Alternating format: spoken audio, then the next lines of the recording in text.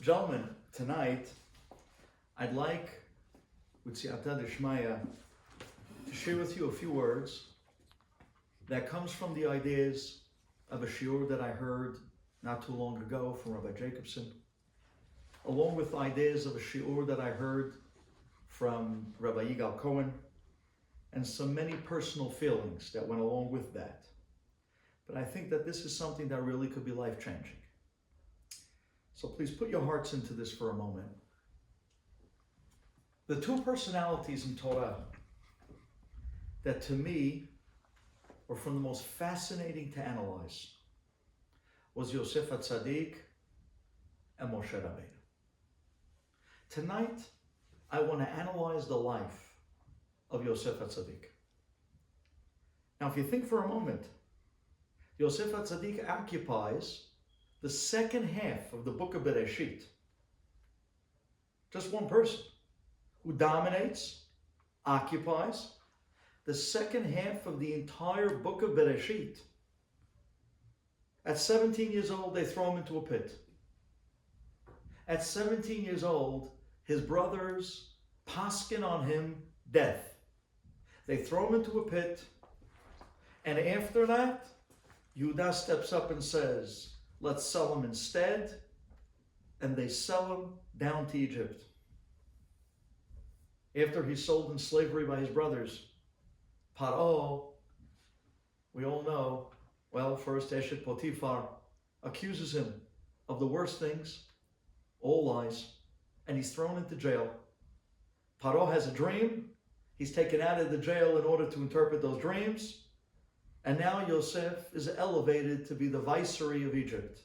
He's the second in command, the second most powerful man in the world. And he has a vision. 7 years of good, 7 years of famine, puts away from the good for the famine.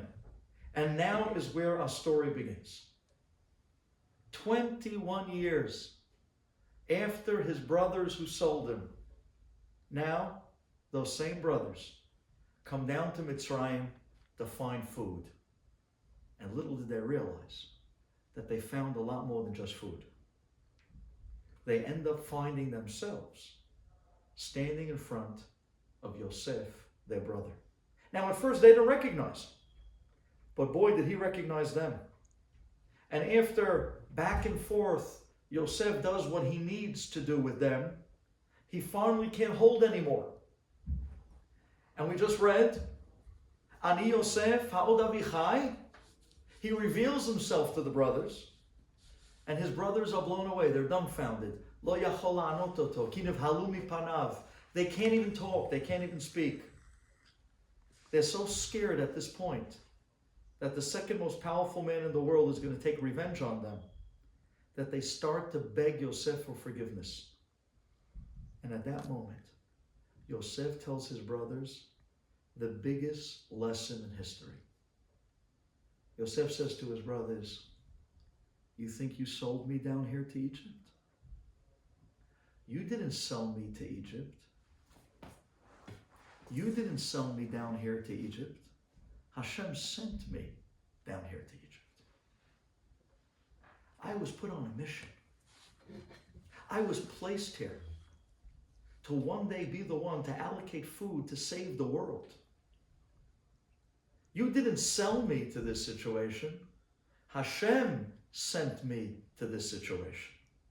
I was placed here on a mission with a purpose. And boy, did I grow from this. Take a look at Yosef. He cries 7 times in the Torah. You know, nobody else in the Torah cries as much as Yosef. You see that he's a person. That he cries. He has emotions. He has feelings. He's a real person. He's charming. He's appealing. Yosef is magnificently good looking. He's charismatic. Yosef is a kochav. What he has is out of this world. And somehow or other, every time somebody knocks him down, he manages to rise back up to the top, but even higher than he was before. Every time somebody else comes along on all the terrible things that Yosef has been through since he was a very young boy, every time there was always somebody else there to knock him down. That sounds familiar. Every time that the minute we start getting up, somebody else comes along, prach! They knock us down. And every time he seems to manage to rise back up to the top, even higher than he was before. Every single time. And Yosef, no matter what he went through, he's never distraught. He's never upset. He's never depressed. The life of Yosef has to be the greatest lesson of how a person gets inner happiness. How did he do it? You think about this for a minute, guys. I want to ask you a question. I'm thinking to myself right now, and I want you to ask yourself the same question. If I was sold by my brothers into slavery, and I was there, wrapped around the ankle and the knee of one of my brothers, crying and begging, I'm begging you, please don't do this. Don't do it to me. Don't destroy me. And they went and did it anyways. And they had no mercy. And they sold me to the abyss. Would I be able to one day forgive them? Let me ask yourself that question for a minute. Use a little imagination in the mind. Try to picture yourself surrounded by your brothers. And after they turned on you, and after they sat in judgment on you, and after they decided that you're worthy to be killed, they called you a rodef, your brother. And now they call along this group of whatever. And they're literally about to sell you like you're going to sell cattle. You're begging them, I'm begging you, don't do this to me. I'm your brother. I'm your brother. Could you possibly forgive them one day? I just think about it for a moment. Ask yourself this. Every turn in life, Yosef had it as hard as one could think. At the age of 9, he's already an orphan, right? At the age of 9, he loses his mother. He's an orphan. A boy growing up with no mother. And then after that, 17, his brothers sell him. And then after that, not enough that he's sold to slavery, Esher Potiphar comes along, rips his reputation to the entire country of Egypt. Makes up the worst, terrible stories about him, that after everything he endured, and all the nisyonot that he passed, and he ends up like the bad guy. And he's taken away in handcuffs. And it's his face on the front page of the New York Times, and in big letters, a terrible word is said, hanging on his neck. Scandal! They take him, they throw him into a jail. It's not a jail like we know jail. They threw him into a pit. You know what Egyptian jails look like? They threw him into an underground pit. He was stuck. He didn't see the light of day for 12 years. And he doesn't lose it. He doesn't get distraught. He doesn't get down. He doesn't get depressed. After 12 years, Paro has a dream. The guy that he thought would speak on his behalf ended up forgetting him. Hashem made sure. Finally, they pull him out. He stands in front of Paro, and he tells him the interpretation. And here's his big day in the sun. Paro says, wow, you're a godly man. Wow, you're a godly man. I'm going to make you the viceroy of Egypt. And sure enough, his brothers, wow, look at the way Hashem runs the world. Look how the circle comes around. Look at the circle comes around. 21 years later, you can run, but you can't hide. 21 years later, those very brothers come down to Egypt, and they find themselves standing, and they're machniah themselves in front of a brother that they turned on. And this brother finds in himself the ability to forgive. How? How was he able to do that? And the answer is one of the greatest life lessons you'll ever hear from anybody. This is the secret of Yosef Hatzaddik. Atem, he tells his brothers, Atem lo mechartem oti. You didn't sell me them to Egypt. Elohim shalachani. God sent me. Atem lo mechartem oti. You didn't sell me to Egypt. Hashem sent me to Egypt. There's a huge difference. Hashem evaluated and made sure that I was the man for the job. He put me on a mission to conquer. I wasn't sold into this situation. I was sent into this situation. I'm not a victim. Guys, what's the difference between being sold into something or sent into something? What's the difference? You know, if I want to sell you something, right? So figure this for a minute. I want to sell you my watch. I want to sell you my laptop. I want to sell you my house. So the item that I'm selling, I don't need to ask permission from the item. It's just an item. It has no say. I don't need to get the consent, have the item fill out consent papers before I sell it. It's mine. It's my watch. It's my house. I don't ask it its opinion. It has no choice. If I want to sell it, I sell it, whether it wants to be sold or not. That's when you sell something. But when you send someone, over there already, when you send them into a situation, you got to make sure that they're up for the situation. Because if they're not up for the situation, and they don't consent to be willing to go into the situation, the results are not going to be what you hope for. You're sending them there in order for them to accomplish. So you need their consent. You need to make sure that they're equipped. You need to make sure that they have the resources. You need to make sure that they have the charm, the talent, the intellect to be able to pull off whatever it is that you're sending them to. Says Yosef to his brothers, I wasn't sold to Egypt like a ping pong ball. I'm not an item. I was sent by Hashem. Hashem knew what he was doing. He sent me down here because he knew I can pull off this mission. He knew that I was destined to be a king for the purpose to one day save the world, to allocate food to the world when they had nothing to eat. Says Yosef, but it's because that you guys, because you told me I'll never become king, that's why Hashem said you will come king. This is a tremendous idea. This concept in life, I wasn't sent. I wasn't sold, rather. I was sent into this.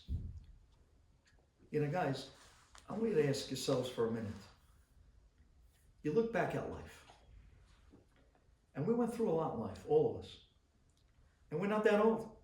But nonetheless, already, we've been through a lot in life. Everybody has to ask themselves for a minute. Everything that we went through in life, we didn't exactly choose every situation that we found ourselves in. There were times where we were put into situations that we didn't want to be in.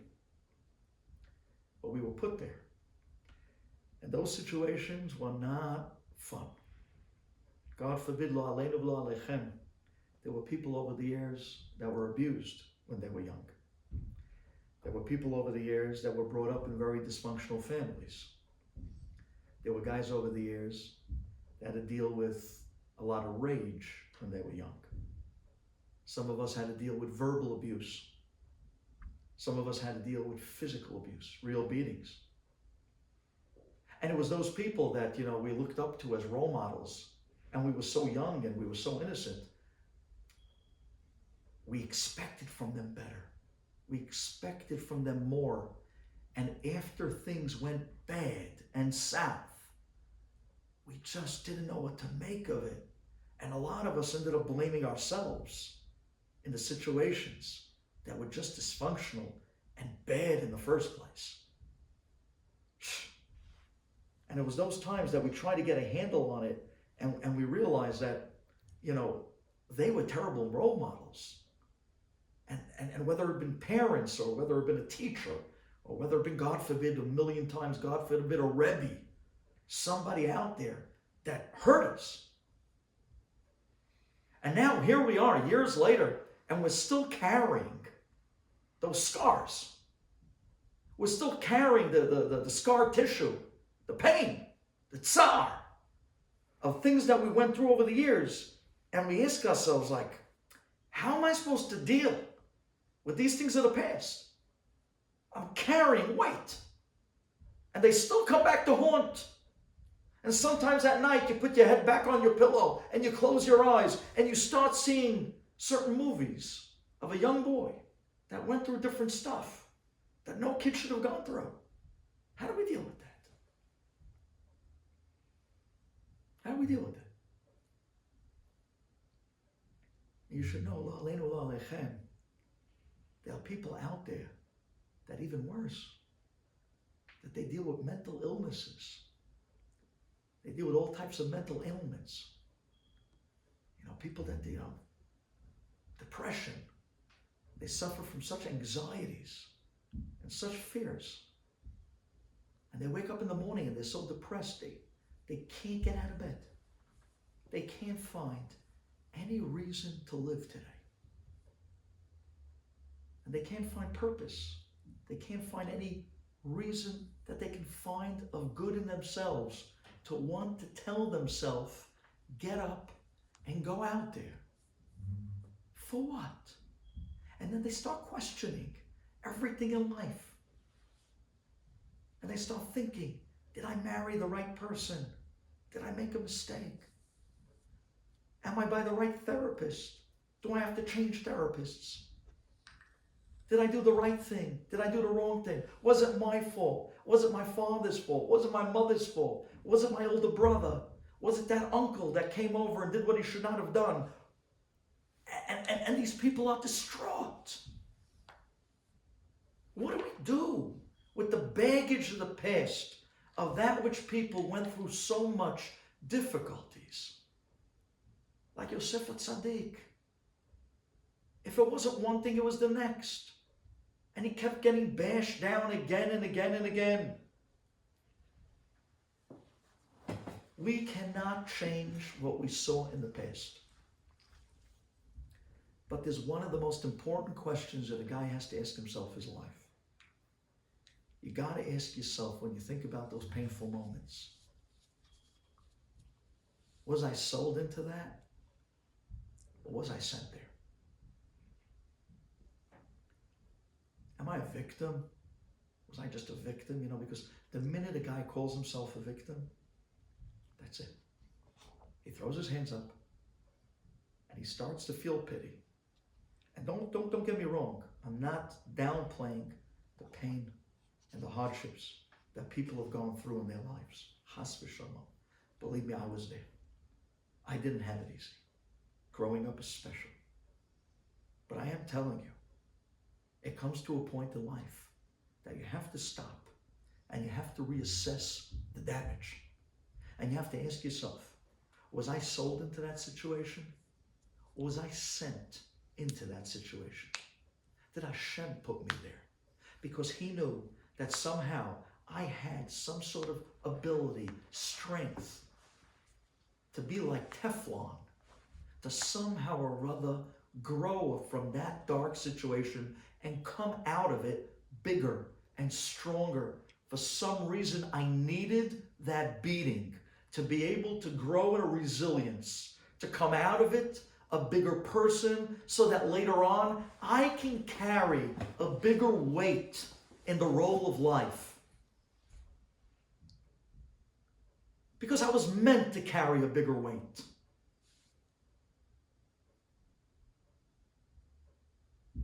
Hashem evaluated me before he put me into that Gehinnom. Because he knew that in advance he gave me the strength and the ability and the chokhmah and the foresight. And more than that, he gave me a piece of him. He gave me a neshama inside of me It's a peace of God. A certain strength, a godliness, a certain turbo power that a guy has, that he's able to be put into the Getz Mavet, and he could still say, Lo irara ki ata imadi. You put me there, and you gave me the ability, and you pulled me out. And I came out a different person. And boy, did I come out bigger. Boy, did I come out bigger, stronger. And although it wasn't pleasant of a lesson, but it was a lesson well learned. Says Yosef Hatzaddik, he was orphaned at 9 years old, sold by his brothers. He says, not one of those situations was I sold into it as a victim. Hashem sent me there, and I grew from every one of them. And because I knew that he evaluated me and sent me and put me into that situation, I knew that he believed in me to be able to grow from it. And that's why he was never distraught. And that's why he was never down. And that's why when he was placed underground for 12 years in a prison, Yosef was the one that turned the entire prison upside down. Chazal tell us in no time, Yosef was the one running the prison. The warden fell in love with him. The inmates fell in love with him. Everyone loved Yosef. But what do you mean? You mean he didn't sit in the corner of his cell in the Egyptian prison and kick his feet and scream and throw a tantrum and say, I didn't do it. I didn't do it. She's a liar. I didn't do it. She's a big liar. No, he didn't waste his time with that. He didn't waste his time with that. This is where I am. This is what I'm dealing with. This is where I'm at. I'm going to bloom where I'm planted. And in the jail, he became the viceroy of the jail. He became the king of the jail. They pull him out of jail. They put him in the house of Paro. Makes no difference. Because if your mindset is that I'm not a victim, I'm a fighter, and wherever you're going to put me, this is where Hashem put me, placed me, with plan, with purpose, on a mission. Hashem sent me here. And he put me here with the ability to conquer. And boy, am I going to conquer. So no matter where he was, he had a smile and he rose back up to the top bigger than ever before. What a personality. Yosef Hatzaddik, I can't get over. I've seen people that cried victim. And Hashem should forgive me. I don't mean to take away from the pain they went through. They went through horrible things in life. I'm not taking away from what they went through. They went through horrifying, horrible things in life. But now, what's happening to the person now? What are you doing about it? What are you doing with it? They have a choice. Either they're going to roll over and cry, and they'll be a victim, and for the rest of their life, they'll be angry at the world, and for the rest of their life, they'll be bitter people, angry people, people who can't get along with anybody. They can't get married because they're angry at the world. Their marriages don't last. They can't have kids because they're angry at the world. Their ability to be parents is nil, nada, zero.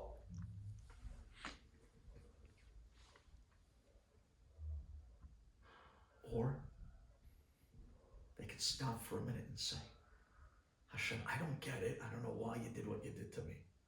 I don't know why you put me into that position, but you put me there. And if you put me there, somehow or other you gave me the strength to be able to, instead of crying about the skeleton in the closet, you gave me the ability to walk up to the skeleton, look at it in the face, and shake its hand. And say, boy, were you painful. But boy, did I grow because of you.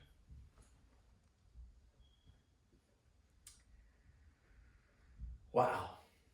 That was Yosef Hatzaddik. And that's why he was able to forgive his brothers. Because he realized at the end, it wasn't his brothers. It wasn't Eshe Potiphar. It wasn't his mother passing away at the young age of 9. It was Hashem sending him to become a warrior. You got to make a decision. You want to succeed, you got to be a fighter. Because if you roll over and play victim, there will be people who will cry for you, but for very short. And their tears run out. And then it becomes very lonely. Life becomes very lonely and very dark and very scary. And from there, God forbid, they start turning to pills, and they start turning to artificial pick-me-ups, and they start with all types of, I don't even want to go there. And then the anxieties and the fears and the panic attacks. And it just doesn't end. Stop. Stop. Close your eyes and say, I wasn't sold into this. Hashem sent me there, and he gave me the strength to overcome this. I am going to fight my way out.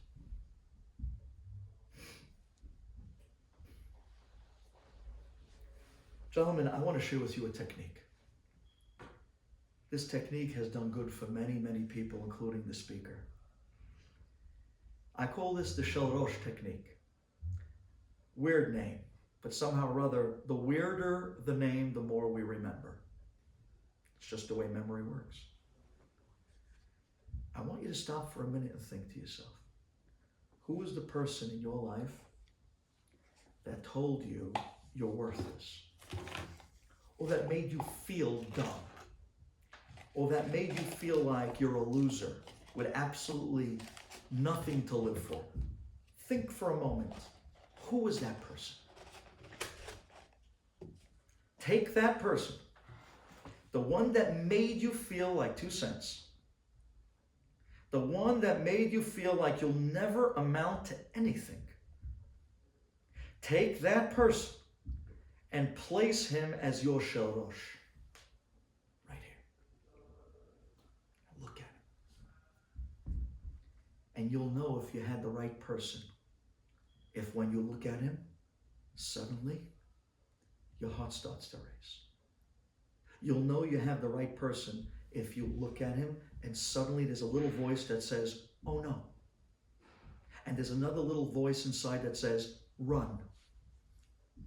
Because the instinct of a human being to those naysayer people, the people that told us that we're garbage and we're worthless and we're bad and we're this and we're that and we're dumb and we're stupid, those people made such a negative impression on us that we physically react to them in a runaway method. That's how bad of a damage they did. Take them and put him the Shel Rosh right here. Dead center stage. Right there. And look at him. Look at him in the face. And it's not easy to look at them, by the way. It's not. It's very hard, actually, to look at them. It's very hard. But look at him. And then look at him a second time. Look at them a third time. And as you're looking at them, suddenly their voice starts to get louder and louder in your own mind. And you start to bring back different things that they said to you over the years, especially when you were younger and you were innocent and you were helpless. And those words get louder and louder in your mind. And at that minute, when you're looking at that person, you close your eyes, looking at them in the eye, and now's the moment that you say, I'm going to go out there and I'm going to show you how dead wrong you are. I'm going to spend my life fighting to prove you wrong. And suddenly this person who once upon a time was maybe one of the biggest mental detriments to you as you were growing up, and maybe one of those terrible forces of damage that kind of made you feel like you were going through life running around in cement boots, where everything you did was hard because this guy told you you're a loser and you're a nobody and you're a Hatzaddik case. You know when you become a Hatzaddik case? When you start to believe you're a Hatzaddik case. That's the minute you really become a Hatzaddik case. What do you mean? This guy told me, this guy had a beard. That guy was a this guy was a that guy was a community activist, this guy was rich. And even he said, take him, all of them, and put him right here. And look at him in the eye. It's not easy, but look at them. And tell every one of them, I'm going to prove you wrong. I'm going to prove you wrong.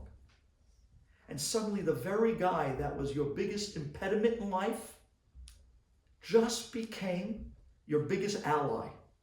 Because all the pain that he threw at you and all the terrible feelings that he made you feel now is going to be fuel that's going to burn inside of you, that's finally going to activate the fighter inside of you. That's what I want to get out of you guys tonight. I want to bring out the fighter. Because the minute a guy has the fighter in him and he's ready to go out and fight, suddenly, he's not a victim anymore. He's far from a Hatzaddik case. This guy now is ready to rock and roll. He can do anything, this guy. It's just about amount of how much he needs to fight. But this guy can get anywhere. There's nothing he can't do. This guy makes mad money. This guy can pull up a Gemara and learn Yomam V'Layla. You know why? Because he activated the fighter inside of him. He's ready to go out now and fight. You know why? Because he's wearing the shel rosh of those guys that are looking him in the eye and saying, bah, bah, bah. And you say, yeah, watch this. I'm going to go more because of you. I'm going to do more because of you. I'm going to accomplish more because of you. Because Yosef's brothers told him, you'll never be king. That's why Yosef became king. Did you hear what I just told you? It wasn't because the brothers told him that he's not going to be king, who's right and who's wrong. No! It was because they told him he's not going to ever be king. That's why he said, you're going to see. I'm going to be king one day. You just activated the fighter inside of me. Hazaku Baruch. I needed somebody to give me that prach in the back of the head. Now I'm activated. Now I'm good to go. Now I'm ready. Now watch and see what I'm going to do. I'm going to prove you all wrong. And sure enough, 21 years later, who's standing at his toes? Who's standing at his toes? All the naysayers.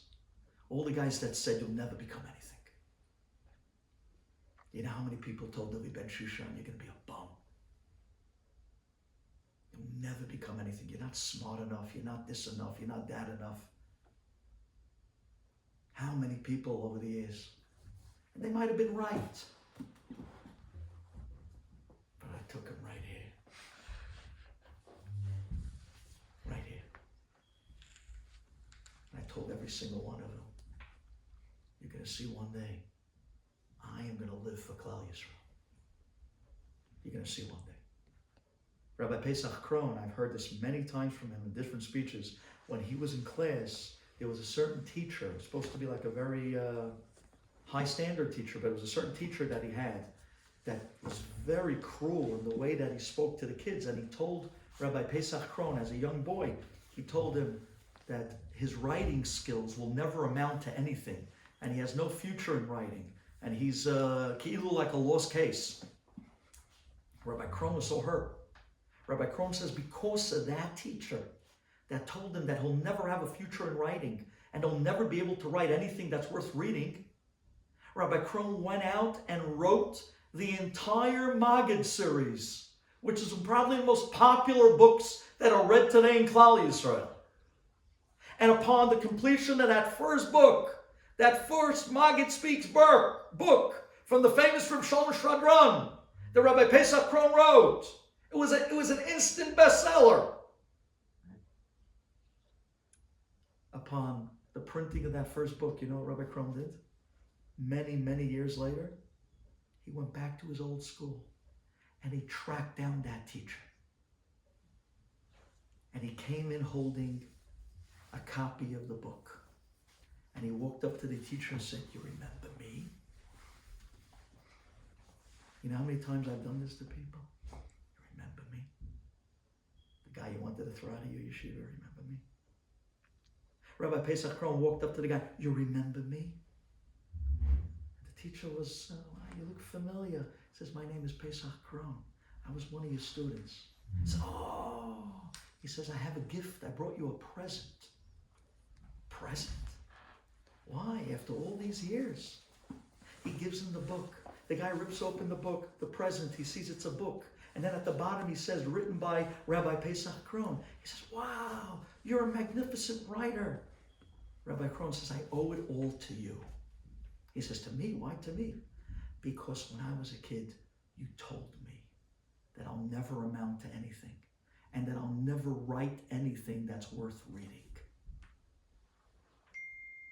I kept you right here all these years. And thanks to you, he became a king of writing books. He became a king of so much inspiration in Klal Yisrael. The guy that was told, he has no shot." This is the story of Yosef Hatzaddik. I told you guys a million times the story about me and my wife and the German doctor. I'm not here to tell the whole story, but another fantastic example of a doctor who looks a couple in the eyes and tells him straight out, "There's no way you're having children. It's not possible. Impossible," with the German accent. And he was the last doctor. We went to all the other doctors. He was like the last stop of doctors. He was the guy that, so to speak, had the out-of-the-box, unconventional, unorthodox, new and improved, amazing breakthrough of being able to help parents with infertility who didn't have kids. I told you guys, he would take insurance. We walked into the office, the Shalom Aleichem was $1,500 out of pocket. Consultation. No insurance. And when the last guy on the train tells you, you have no shot, it's impossible. Biologically, it's not possible. After the horrific checkups that they put you through, the tests that they put you through, so degrading. And we walk outside. And my wife looks at me, and we walk right out the front door. We're standing there on the Upper West Side in the 70s, and she looks at me. We're standing there on the corner of Manhattan, and she bursts out crying, and she says, "That's it. It's all over. The doctor said we have no shot." I looked at her and said, "The doctor said? The doctor said? Who's in control? Who's in control, Naomi? Who is in control?" She says, "Yeah, but the doctor," I heard what the doctor said. And I heard the doctor before him. And I heard the doctor before him. And I heard the doctor before him. And the more we heard the doctors, the more we succumbed to the reality that I have no chance. Now we're done with the doctors. We ran out of doctors to go to. This was the last one. Now we're going to get up and fight. Abba! now we're only relying on you. 30 days later, my wife is pregnant for the first time in almost 4 years of marriage. Because that's the first time that we turned to Hashem and said, I am ready to fight. Hashem, you're ready to fight? You realize that you aren't sold to the situation. You're not a victim. I put you there. I sent you there. Now show me you're a fighter. Don't throw in the towel on me. Don't you dare. Emunah bitachon is the fighter. There is nothing in this world that you cannot get. Listen to what I'm telling you. You just need to fight enough to get it. Listen to what I'm telling you. A gem here. There's nothing in this world that you cannot get if you want it. That includes money. בדרך שאדם רוצה ללך, מוליכים אותו. If that's what you really wanted, and that's what you really fought for, Hashem's going to give it to you. He's going to give it to you. He's going to give it to you. And therefore, choose your battle. Find something that's worth fighting for. Don't sell your life short. But know the success is in the fight. You need to activate the fighter inside of you. There's a guy upstairs. I don't want to say, God forbid, names. He came to me. I'll never forget the guy. He had fears. He had no self-worth. He was in depression. He didn't trust anybody. He went through terrible stuff in his childhood. He was beaten by his father. Terrible stories. This guy, he's now in his 20s, went to every therapist on the planet, and the good ones. And don't get me wrong, the therapists are great. God bless them, really. And I don't know any better than any of them. I don't want you to get the wrong idea. But this guy came to me and said to me, Rabbi, I got big problems. I went to the top therapists. And they told me, God, you were messed up as a kid. You know what this guy came home from all that therapy? You know what he came home with? I'm a messed up kid. And now he comes to me as the rabbi looking for pity. Of course I'll give him the pity. But that's not what's good for him. Because for the rest of his life, he's going to be misahek, victim. He's going to be distraught, and then he's going to be angry, and it's going to build up inside of him. And then if somebody doesn't give him the TLC, he's going to throw a tantrum and get upset and get angry.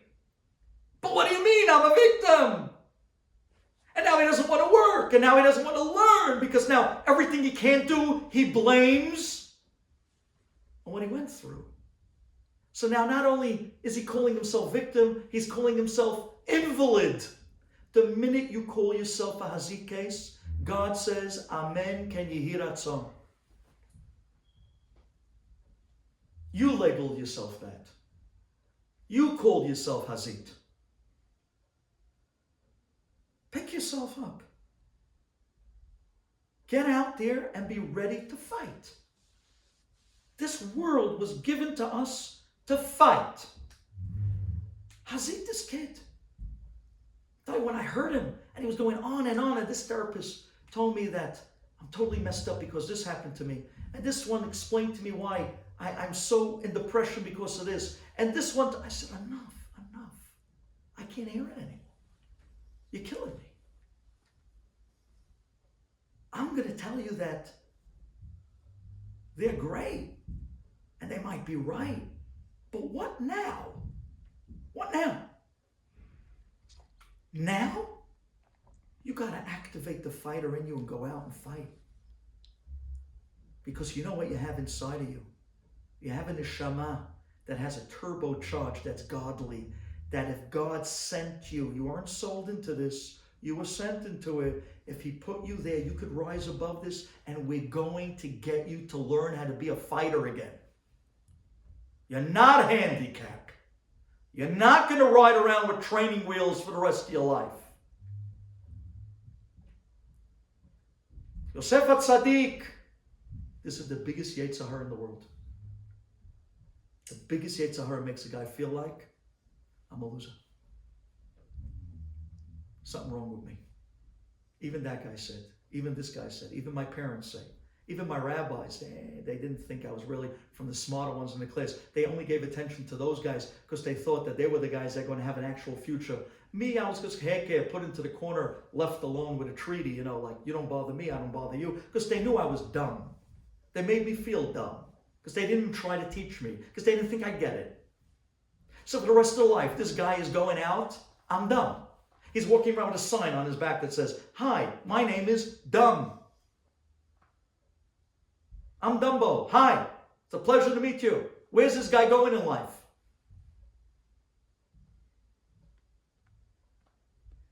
It's in your hands to get out of it. It's in your hands, says Yosef Hatzaddik. You were sent into that situation. You're not a victim. It's in your hands to fight. Fight your way out of it. People out there with anxiety, depression, fears, they start with some medicine just to help them get a grip on their anxieties and their fears, but the medicine cannot cure you. The medicine can only bring it down a notch to give you the ability to get an edge, to get a handle. But after that, it's up to you. It's up to you, only you, to fight it out. You got to fight out of it. Get out of it. Fight. And you'll get out of it. Because you weren't sold there, you were sent there. And if he put you there, he evaluated your abilities to be able to fight out of it as well. And boy, will you grow. I had a kid, and with this I'll close. I know I'm late. But I had a kid. Before I tell you about this kid, let me just one point. When me and my brothers were kids, Rabbi Ari, Rabbi Avi, Rabbi Yossi, all of us. So when we were younger, my father had a company job. And when it came to the summers, especially when we were younger, so at that time, I don't know, camp was too expensive. So came July and August, all our friends went to day camp, but we didn't go. It was too expensive. So here we are, July and August, in New York City, and all your friends are away. Do you know that those summers were the best summers of our lives? You know that? Me and my brothers? Don't get me wrong, when we went to camp later on, camp did a world for us. In imagination, in speaking, in the plays, in the grand sing, in color war, in leadership. No. Camp, to me, is gold. Especially sleepaway camp. Gives a guy an ability to learn how to survive. Live a little bit without mommy. It's very important. But those years were also important. When we didn't have camp yet, but we didn't have nothing. We had a choice to make as young 8, 9, 10, 11, 12, 13 years old. 13 years old. You know what the choice we had to make? What do we do with this summer now? We could have sat home in our mother's face and kvetched and cried and thrown a tantrum day in, day out. We could have done that. What would have that done for us? I know what that would have done to her, Azita. But what would have that done to us? Nothing. The miserable with the miserable. Misery loves company, right? You know what we did that summer? The first day of vacation, we were out there walking the neighborhood because we were on a mission. One brother found a refrigerator box. Another brother found in somebody else's garbage an old baby carriage, and the wheels were intact. Another brother found something else, and we brought it all back to the backyard, to the driveway. We took this refrigerator box and we turned it into a clubhouse. We took that carriage and we turned it into a go-kart. And then we attached the go-kart to the back of the bikes. And for the next 3 weeks, we were building it. We were decorating it. We were riding around it. And when the kids came home from day camp, They were waiting in line to take turns. On what? On what the kids who didn't go to camp ended up building and creating and conquering. Do you know what that did for our creativity? We were not going to roll over and play dead. We were not going to roll over and play victim. We were going to go out and fight. This is where I'm at. This is the situation. I'm ready. Let me go out there and let me show you how it's done. Those summers built us. And then once that took place, when we did end up going to camp later on, do you know how much more we appreciated camp? Because we never went. So now we took all that talent and all that creativity and we brought it to camp. So let me tell you about this stutterer. I'll close with this. I'm sorry, guys, for keeping you this late, but this point is so vital. This point is the heartbeat of everything in life. This is what makes or breaks a guy. This is the point of success or pity party. And what bugs me is the guys in this generation is so into pity party. It bothers me. Guys don't play ball anymore. A guy has a day off from school, and you ask him, what do you do with your day off? I went to the mall. What type of guy are you? You remember the days when we were off from school? We already had games, this yeshiva against that yeshiva. We had guys waking up at 6 in the morning to go out to the field, just to hold the field with Mesirut Nefesh. So that when we get out there, we'll have a field to play on. So we don't have to play on one of those makeshift yeshiva fields that are stuck in between 9 other fields. Today, nobody wants to work anymore. Nobody wants to fight anymore. And a lot of it has to do with social media. A lot of it has to do with the phones and the technology that we have. We became couch potatoes. We don't want to work anymore. We don't want to fight anymore. We just want to sit and chill. I want to go to a hookah bar and just sit and kill time and do zero. Because, what else am I going to do? Oh, what do you mean? What does that mean? You're calling yourself a zero? Kinda. I'm just good here. You ready to settle for just that as you? Kinda. Because anyways in school and this and my parent and that, you're suffering from the victimitis. Pick yourself up and make yourself a man. Go out there and fight and do something. I've been teaching in high school for 10 years. 10 years ago, those guys became great. You know why? Because when they came into my class, after being kicked out of other yeshivas, they fought me. I love the guys that fought me. They came into class, we opened up the Gemara, I started the first word, already they're pounding me with questions. Why do we got to learn Gemara in the first place? What is this going to do for me in life? Who cares about one shore that gores another shore? How is this going to help me? Why are we even spending time on this, Rabbi? And I look at the guys and I go, all right, let's get this on. Thank God I have you guys. You care enough to fight. Now all I got to do is tell you why. Now all I got to do is kind of direct your fight in the right direction. The guys that they used to send me in class, the guy that would walk in and say, Rabbi, you're wasting your time. I don't believe in God. I'd look at the kid and say, I love you.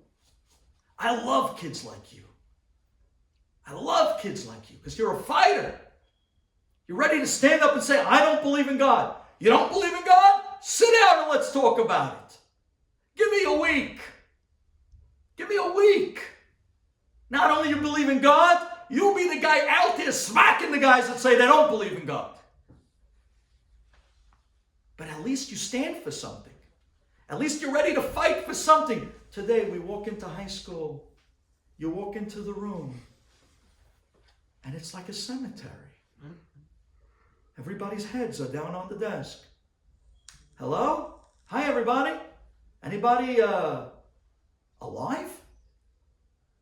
It's like you want to walk around to the kids today and put your finger on their pulse and see, are they ticking? Yeah, Rabbi. Fortnight until 5 in the morning. My friends are around, a hookah bar, having a blast, a good time. I came home at 6 in the morning. There's no pulse anymore. There's no fight. There's no fight. There's no hope. There's no success. We all became victims.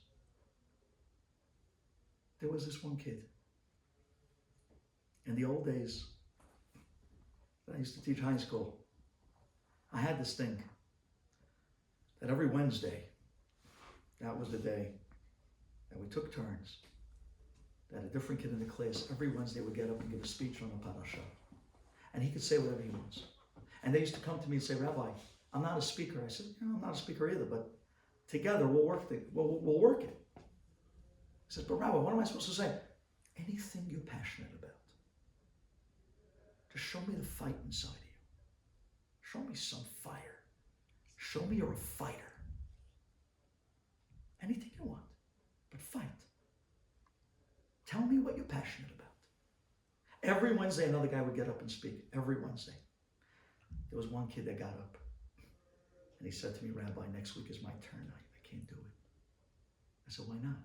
He says, because I have a terrible stutter. The kid was a stutterer. He couldn't get 2 words out. And especially when he was under pressure, he was like, he couldn't get a word out. I said to him, listen, I once learned the technique, and I'd like to try it because I believe that if you're a fighter, you can pull yourself out of anything if you're ready to really fight. He said, I'll do anything. I've been to doctors for this. I've been going through this for years. I said, but you're ready to do this? He says, I'm ready. But for real? He said, for real. I said, because after school stay. One day after school, everybody left. And me and this kid sat in the classroom together. I closed the door. And I turned to him and I said, close your eyes. I want you to roar like a lion. Roar. The kid said, what? You heard me. You heard me.